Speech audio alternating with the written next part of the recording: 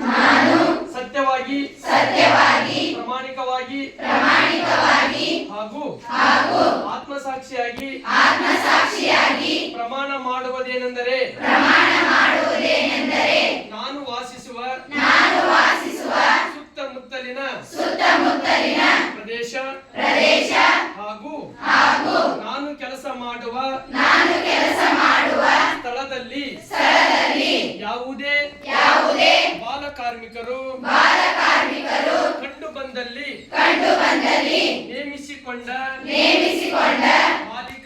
ಮಾಲೀಕರು ಹಾಗೂ ಪೋಷಕರಿಗೆ ತಿಳುವಳಿಕೆಯನ್ನು ಹೇಳಿ ಮಗುವನ್ನು ಶಾಲೆಗೆ ಸೇರಿಸುತ್ತೇನೆ. ಬಾಲಕಾರ್ಮಿಕ ಹಾಗೂ ಕಿಶೋರ ಕಾರ್ಮಿಕರನ್ನ ಕೆಲಸಕ್ಕೆ ತೊಡಗಿಸಿಕೊಂಡ ಸಂದರ್ಭ ಕಂಡು ಬಂದಲ್ಲಿ ಸಂಬಂಧಪಟ್ಟ ಅಧಿಕಾರಿಗಳಿಗೆ ತಿಳಿಸುತ್ತೇನೆ.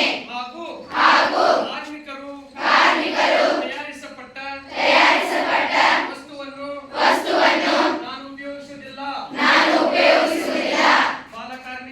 ಬಾಲಕಾರ್ಮಿಕ ಹಾಗೂ ಕಿಶೋರ ಕಾರ್ಮಿಕ ಸೇವೆಯನ್ನು